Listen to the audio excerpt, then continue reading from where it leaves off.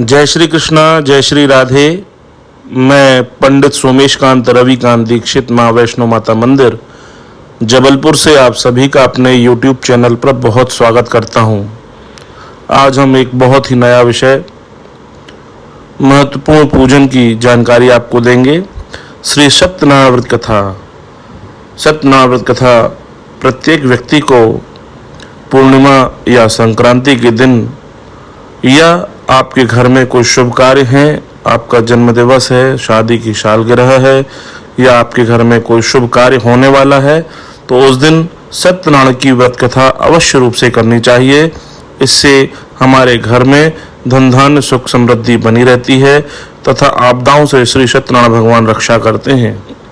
इसकी सामग्री इस प्रकार रहती है कि इसके लिए केले के पत्ते, आम के पत्ते, सोने की प्रतिमा या ठाकुर जी की प्रतिमा, कलश, यज्ञोपवीत, पंचरत्न, वस्त्र, चावल, कपूर, अबीर, गुलाल के फूल, गुलाब के फूल, धूप, दीप, नैवेद्य, पुष्पों की माला, तुलसी दल, श्रीफल, पान, ऋतुफल, पंचामृत, दूध, दही, वस्त्र, शक्कर, घृत, शहद, नैवेद्य, केसर, कलावा, वंदन बार, चौकी इत्यादि सामग्री सत्यनारायण भगवान के व्रत में लगती हैं।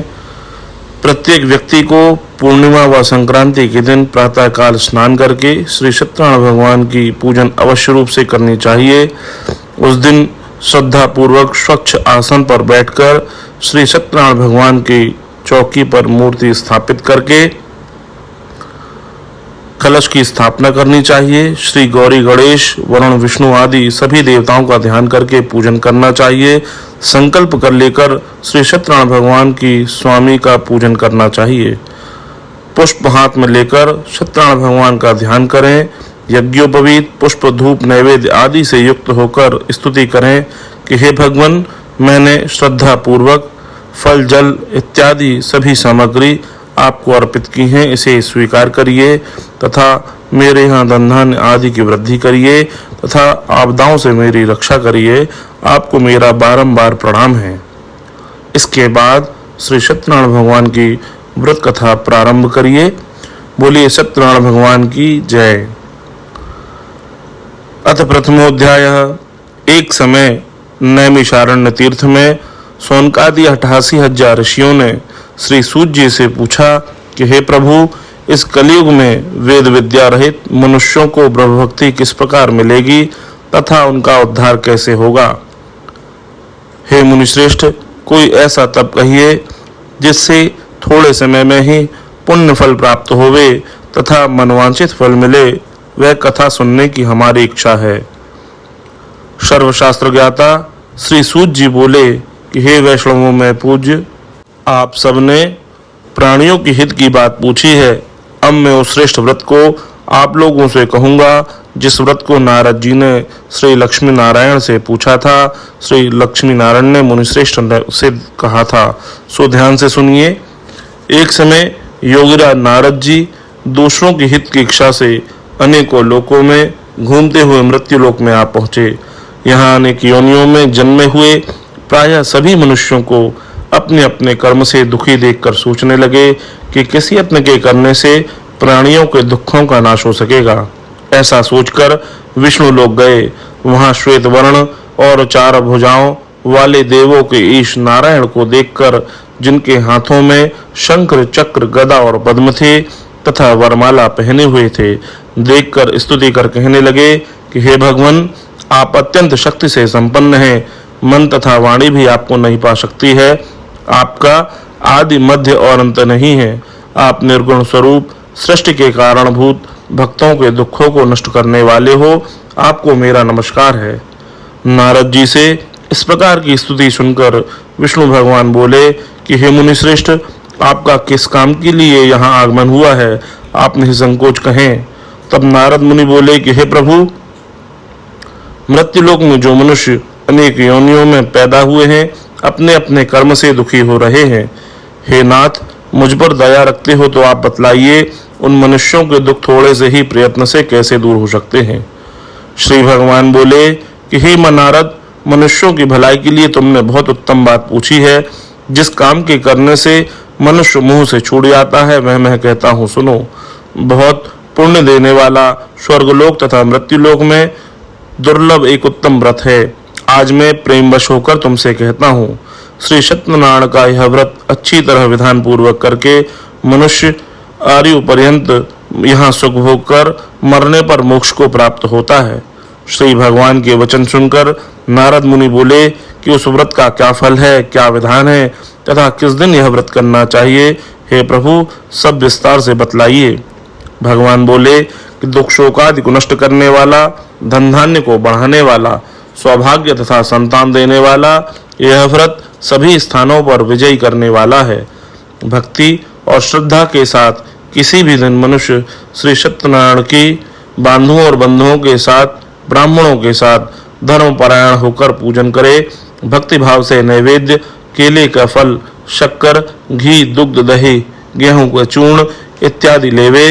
गेहूं के अभाव में साठी का चूर्ण लेकर, शक्कर तथा गुड़ लेकर सभी भक्षण योग्य पदार्थ जमा करके भगवान को अर्पण कर देवे। बंधुओं सहित ब्राह्मणों को भोजन करावे, तत्पश्चात स्वयं भोजन करे। नृत्य गीत आदि का आचरण करता हुआ, सत्यनारायण भगवान का स्मरण करता हुआ समय व्यतीत करे। इस तरह व्रत करने पर मनुष्यों की इच्छा निश्चय ही पूरी होती है। विशेषकर कलिकाल में भूमि पर यही मोक्ष का सरल उपाय है। यदि श्री स्कंद पुराणे रेवाखंडे सत्यनारायण व्रत कथाम प्रथमोध्याय। बोले सत्यनारायण भगवान की जय। अथ द्वितीयोध्याय। सूत जी बोले कि हे ऋषियों, जिसने पहले समय में इस व्रत को किया है उनका इतिहास कहता हूँ, ध्यान से सुनो। सुंदर काशीपुरी नगरी में एक अत्यंत निर्धन ब्राह्मण रहता था। वह भूख और प्यास से बेचैन हुआ नित्य ही पृथ्वी पर घूमता था। ब्राह्मणों से प्रेम करने वाले श्री सत्यनारायण भगवान ने ब्राह्मण को दुखी देखकर बूढ़े ब्राह्मण का रूप धारण करके उसके पास जा आदर से पूछा कि हे विप्र, नित्य दुखी हुआ पृथ्वी पर क्यों घूमता है? हे श्रेष्ठ ब्राह्मण, मुझसे कहो, मैं सुनना चाहता हूँ। ब्राह्मण बोला कि मैं निर्धन ब्राह्मण हूँ, भिक्षा के लिए पृथ्वी पर फिरता हूँ। हे भगवान, यदि आप इसका उपाय जानते हैं तो कृपा कर मुझसे कहें। वृद्ध ब्राह्मण बोला कि सत्यनारायण भगवान मनवांछित फल देने वाले हैं, इसीलिए हे ब्राह्मण, तू उनका पूजन कर, जिसके करने से मनुष्य सब दुखों से छूट जाता है। ब्राह्मण को व्रत का सारा विधान बतलाकर बूढ़े ब्राह्मण का रूप धारण करने वाले श्री सत्यनारायण भगवान अंतर ध्यान हो गए। जिस व्रत को वृद्ध ब्राह्मण ने बतलाया है मैं उसको अवश्य करूंगा। यह निश्चय करने पर उसे रात्रि भर नींद नहीं आई। वह ब्राह्मण सवेरे उठकर सत्यनारायण भगवान के व्रत का निश्चय कर भिक्षा के लिए चल दिया। उस दिन उसको भिक्षा में बहुत सा धन मिला, जिससे बंधु बांधवों के साथ उसने सत्यनारायण भगवान का उत्तम व्रत किया। इसके करने से वह ब्राह्मण सब दुखों से छूटकर अनेक प्रकार की संपत्तियों से युक्त हुआ। उस समय से वह ब्राह्मण हर मास व्रत करने लगा। इस तरह सत्यनारायण भगवान के व्रत को जो करेगा वह सब पापों से छूटकर मोक्ष को प्राप्त होगा। आगे जो पृथ्वी पर सत्यनारायण का व्रत करेगा वह मनुष्य सब दुखों से छूट जाएगा। इस तरह नारद जी से नारायण का कहा हुआ यह व्रत मैंने तुमसे कहा। हे विप्रों, मैं अब और क्या कहूँ? ऋषि बोले कि हे मुनीश्वर, संसार में इस ब्राह्मण से सुनकर किस किस ने इस व्रत को किया है हम वह सब सुनना चाहते हैं। इसके लिए हमारे मन में बड़ी श्रद्धा है। सूत जी बोले कि हे ऋषियों, जिसने इस व्रत को किया है वह सब सुनो। एक समय वह ब्राह्मण धन और ऐश्वर्य के अनुसार बंधु बांधवों के साथ व्रत करने को तैयार हुआ। उसी समय एक लकड़ी बेचने वाला बूढ़ा आदमी आया। बाहर लकड़ियों को रखकर ब्राह्मण के मकान में गया। प्यास से दुखी लकड़हारा उनको व्रत करते देखकर विनय से पूछने लगा कि हे ब्राह्मण देवता, आप यह क्या कर रहे हैं? इसके करने से क्या फल मिलता है? कृपा कर मुझसे कहें। ब्राह्मण ने कहा कि यह सब मनोकामनाओं को पूरा करने वाला यह सत्यनारायण भगवान का व्रत है। इनकी ही कृपा से मेरे यहाँ धन धान्य आदि की वृद्धि हुई है। ब्राह्मण से इस व्रत के बारे में जानकर लकड़हारा बहुत प्रसन्न हुआ। चरणामृत ले और प्रसाद खाने के बाद अपने घर गया। लकड़हारे ने मन में इस प्रकार का संकल्प किया कि आज ग्राम में लकड़ी बेचने से जो धन मिलेगा उसी से सत्यदेव का व्रत व पूजन करूंगा। यह मन में विचार कर बूढ़ा लकड़हारा लकड़ियां अपने सिर पर रखकर जिस नगर में धनवान लोग रहते थे ऐसे सुंदर नगर गया। उसे उन लकड़ियों का दाम पहले दिनों से चौगुना मिला। तब वह बूढ़ा लकड़हारा दाम लेकर और अति प्रसन्न होकर पके केले के फल, शक्कर, घी, दुग्ध, दही, गेहूं का चूर्ण इत्यादि श्री सत्यनारायण भगवान के व्रत की कुल सामग्रियों को लेकर अपने घर गया। फिर उसने अपने भाइयों को बुलाकर विधिवत भगवान का व्रत व पूजन किया। उस व्रत के प्रभाव से वह बूढ़ा लकड़हारा धन पुत्रादि से युक्त हुआ और संसार के समस्त सुख भोग कर अंत समय में वैकुंठ धाम को चला गया। यदि श्री स्कंद पुराणे रेवाखंडे सत्यनारायण कथाम तृतीयोध्याय। बोले सत्यनारायण भगवान की जय। अथ तृतीयोध्याय। सूत जी बोले कि हे श्रेष्ठ मुनियों, अब आगे की कथा कहता हूँ सुनो। पहले समय में उल्कामुख नाम का एक बुद्धिमान राजा था। वह सत्यवक्ता और जितेंद्रिय था। प्रतिदिन देवस्थानों को जाता और गरीबों को धन देकर उनके कष्टों को दूर करता था। उसकी पत्नी कमल के समान मुख वाली सती साध्वी थी। भद्रशिला नदी के तट पर उन दोनों ने श्री सत्यनारायण भगवान का व्रत किया। उसी समय वहां एक साधु वैश्य आया। उसके पास व्यापार के लिए बहुत सा धन था। वह नाव को किनारे पर ठहरा कर राजा के पास गया। राजा को व्रत करते देखकर विनय से पूछने लगा कि हे राजन, व्यक्तियुक्त चित्त से आप यह क्या कर रहे हैं? मेरी सुनने की इच्छा है, कृपा कर मुझसे बतलाइए। राजा बोला कि हे साधु, अपने बंधुओं के साथ पुत्रादि की प्राप्ति के लिए यह महाशक्तिवान सत्यनारायण भगवान का व्रत व पूजन किया जा रहा है। राजा के वचन सुनकर साधु आदर से बोला कि हे राजन, मुझे भी आप इसका विधान बतलाएं। मैं भी आपकी कथानुसार इस व्रत को अवश्य करूंगा। मेरे कोई संतान नहीं है और इससे निश्चय ही होगी। राजा से सब विधान सुन व्यापार से निवृत्त हो वह आनंद के साथ घर गया। साधु ने अपनी स्त्री लीलावती से संतान देने वाले इस व्रत का समाचार सुनाया और कहा कि जब मेरी संतान होगी तब मैं इस व्रत को अवश्य करूंगा। साधु ने ऐसे वचन अपनी स्त्री लीलावती से कहे। एक दिन उसकी स्त्री लीलावती पति के साथ आनंदित हो सांसारिक धर्म में प्रवृत्त होकर सत्यनारायण भगवान की कृपा से गर्भवती हो गई तथा 10वें महीने में उसके यहाँ एक सुंदर कन्या का जन्म हुआ। दिनों दिन वह इस तरह बढ़ने लगी जैसे शुक्ल पक्ष का चंद्रमा बढ़ता है। कन्या का नाम कलावती रखा गया। तब लीलावती ने मीठे वचनों से अपने पति से कहा कि आपने जो संकल्प किया था भगवान का व्रत करूंगा, अब आप उसे करिए। साधु बोला कि हे प्रिय, इसके विवाह पर करूंगा। इस प्रकार अपनी पत्नी को आश्वासन दे वह नगर को चला गया। कलावती पितृगृह में वृद्धि को प्राप्त हो गई। साधु ने जब नगर में सखियों के साथ अपनी पुत्री को देखा तो तुरंत ही दूत बुलाकर कहा कि पुत्री के वास्ते कोई सुयोग्य वर देख कर लाओ। साधु की आज्ञा पाकर दूत कंचन नगर पहुंचा। वहां बड़ी खोज और देखभाल करके लड़की के लिए सुयोग्य वणिक पुत्र को ले आया। उस सुयोग्य लड़के को देखकर साधु ने बंधु बांधवों सहित प्रसन्न चित्त मन से अपनी पुत्री का विवाह उसके साथ कर दिया। किंतु दुर्भाग्यवश वह विवाह के समय भी उस व्रत को करना भूल गया। तब श्री भगवान क्रोधित हो गए और श्राप दिया कि तुम्हें अति दारुण से दारुण दुख प्राप्त होगा। अपने कार्य में कुशल साधु बनिया जामाता सहित समुद्र के समीप स्थित रत्नपुर नगर गया। वहां दोनों ससुर जमाई राजा चंद्रकेत की नगर में व्यापार करने लगे।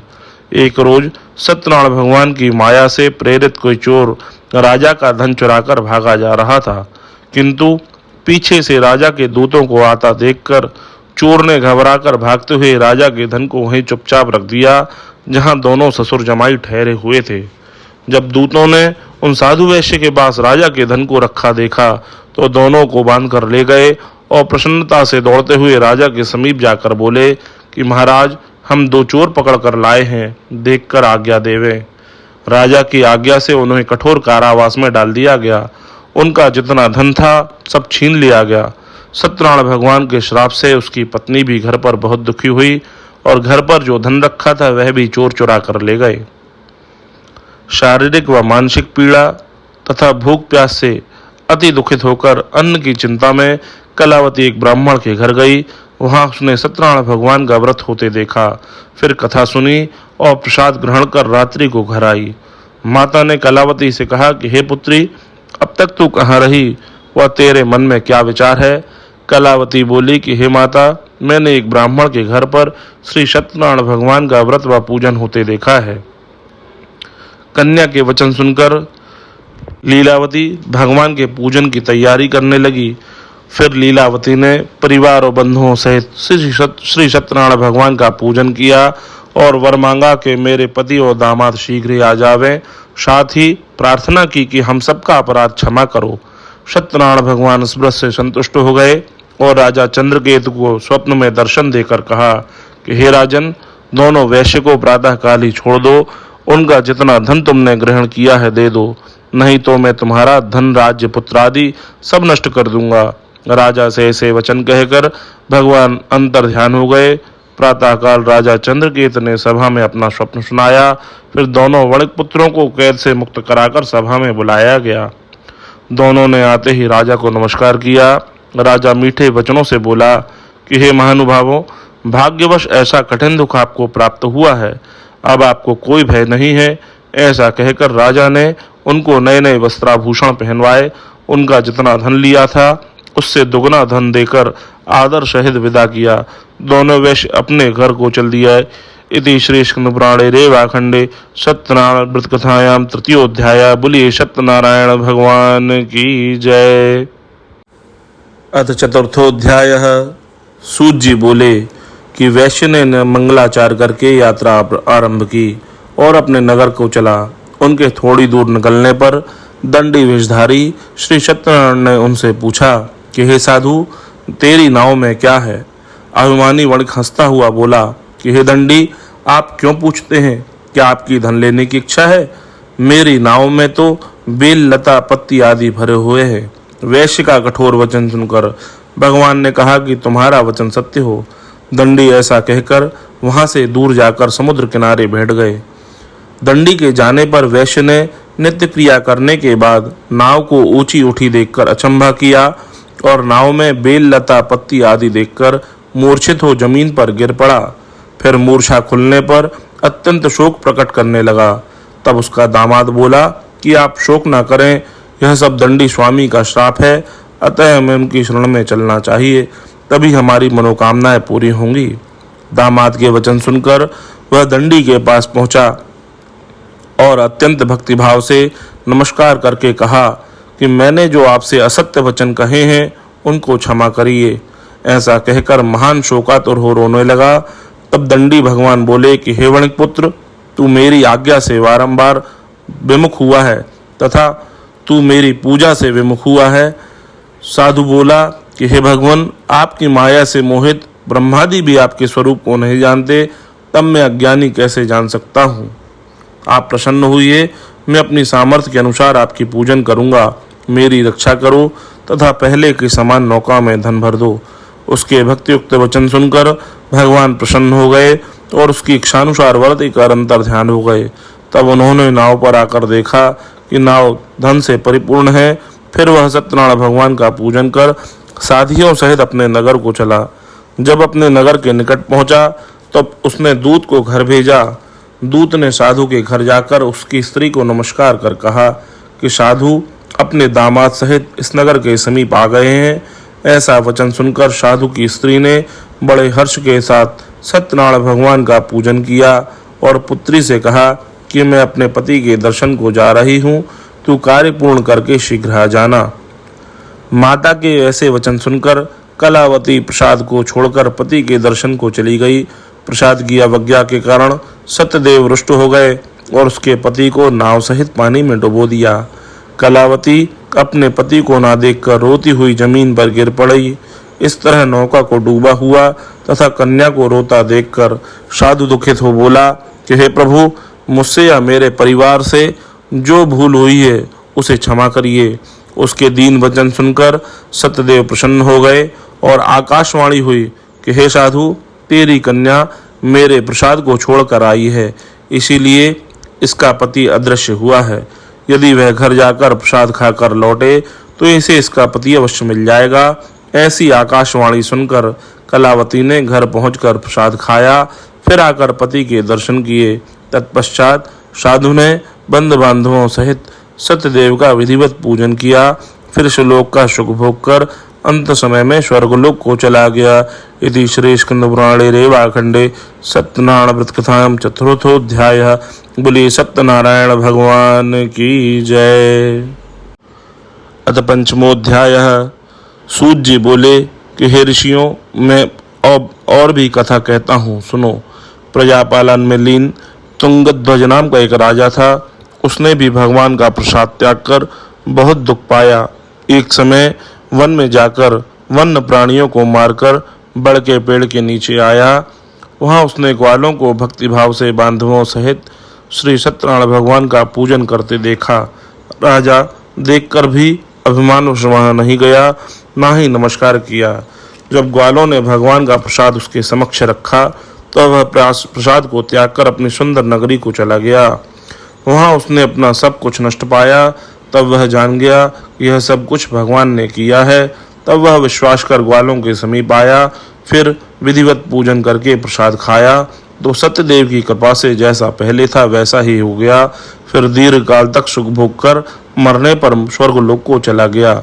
जो मनुष्य इस परम दुर्लभ व्रत को करते हैं, भगवान की कृपा से उन्हें धन धान्य की प्राप्ति होती है, निर्धन धनी हो जाते हैं, बंदी बंधन से मुक्त होकर निर्भय हो जाते हैं, संतानहीनों को संतान की प्राप्ति होती है तथा सब मनोरथ पूर्ण होकर अंत समय में वैकुंठ धाम को चले जाते हैं।